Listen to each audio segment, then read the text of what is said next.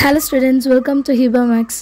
நிறைய பேருக்கு வந்து 10th ஸ்டாண்டர்டோட ஸ்டடி பிளான் மேக்ஸோடது என்னன்னு தெரிஞ்சிருக்கும். வீடியோஸ் எல்லாம் பார்த்துருப்பீங்க இல்லையா?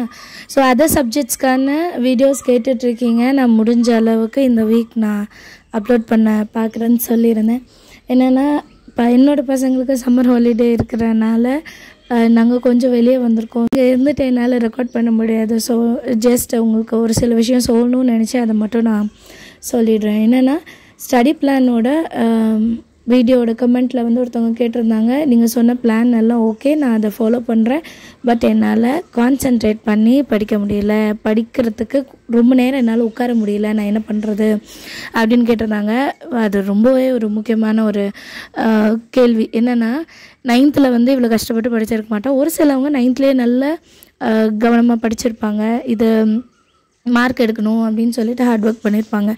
ஒரு சிலவங்க என்ன நினைப்பாங்க, 9th வரைக்கும் ஜாலியாக இருந்துடலாம், 10th போய் நான் நல்லா படிச்சுடுவேன், நான் காலையிலேயே முடிச்சிடுவேன் அப்படின்னு சொல்லிட்டு இருப்போம்.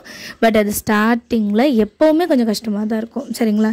இப்போ ஒரு விஷயம் நம்ம பழகுறோம் அப்படின்னா அது ஃபஸ்ட் டேவே நம்மளால் அது ஃபுல்லாக பண்ணிட முடியாது. அதுக்கு ஃபுல் எஃபர்ட் நம்ம எவ்வளோ தான் கொடுக்க முயற்சி பண்ணாலும் நமக்கு அது கொஞ்சம் கஷ்டமாகவே இருக்கும். பிகாஸ் இதுக்கு முன்னாடி நம்ம அதெல்லாம் பண்ணதில்லை இல்லையா? ஸோ என்ன பண்ணணும் அப்படின்னா ஃபஸ்ட் டேவே நான் கொடுத்த பிளானை கம்ப்ளீட்டாக பண்ணணும். இப்போ ஒரு நாளைக்கு நான் வந்து மொத்த மாதத்துக்குமே 2 சாப்டர் தான் சொல்லியிருக்கேன், 2-3 சாப்டர். நீங்கள் வந்து ஒரே நாளில் நான் ஒரு சாப்டர் முடிக்க போகிறேன் அப்படின்னு நினைக்கவே செய்யாதீங்க. And that is not could also. சரிங்களா? அப்போ உங்களுக்கே வந்து ஒரு இரிட்டேஷன் வரும், ரொம்ப வேலை பார்க்குற மாதிரி தோணும், என்னால் இது பண்ண முடியுமா முடியாதான்ற கேள்விலாம் வரும். ஸோ அந்த மாதிரி பண்ணாதீங்க. ஒரு நாளைக்கு அட்லீஸ்ட் ஒரு 3-5 மார்க், 2-2 மார்க், ஸோ மொத்தம் 5 கொஷின், ரொம்ப கம்மியாக தான் கொடுத்துருக்கேன். இப்போ ஸ்கூல் ஸ்டார்ட் ஆகி ஸ்கூலுக்கு போகிற பசங்களுக்குலாம் ஆல்ரெடி நடத்தியிருப்பாங்க. அவங்களுக்கு வந்து காலையிலே முழிக்கிற வேலை அதெல்லாம் இருக்கிறனால அவங்களால அது செய்ய முடியும். அவங்க வந்து ஒரு எக்ஸசைஸ் பண்ணாலுமே பிரச்சனை இல்லை, அவங்களுக்கு அது வந்து ரொட்டீன் ஆகிடுச்சு.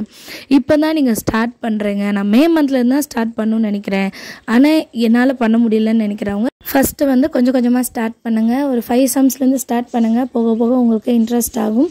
ஸோ அதுக்கப்புறம் நீங்கள் வந்து நான் சொன்ன பிளானை முடிக்க பாருங்கள். நான் 1 மாதம் டைம் கொடுத்துருக்கேன்.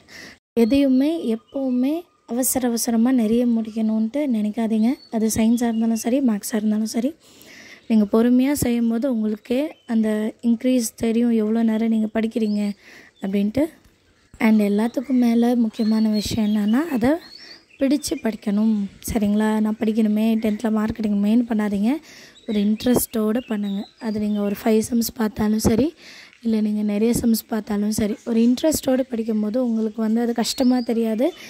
அண்ட் நம்ம ஒரு டார்கெட் செட் பண்ணியிருப்போம் இல்லையா? 10th நான் 400+ வாங்கணும், 380+ வாங்கணும், இல்லை 450+ வாங்கணும் அப்படின்னு நினச்சிட்டு டார்கெட் செட் பண்ணிவிட்டு படிங்க. புரியுதுங்களா? அப்படி படிக்கும்போது தான் நமக்கு வந்து அது கஷ்டமாக தெரியாது. கஷ்டமாக இருந்தாலும் பரவாயில்ல, நான் செய்ய முடியும் அப்படின்னு தோணும். உங்களுக்கு அந்த மோட்டிவேஷனை நீங்களாக தான் க்ரியேட் பண்ண முடியும். சரிங்களா? அதுதான் best. Thank you so much for watching.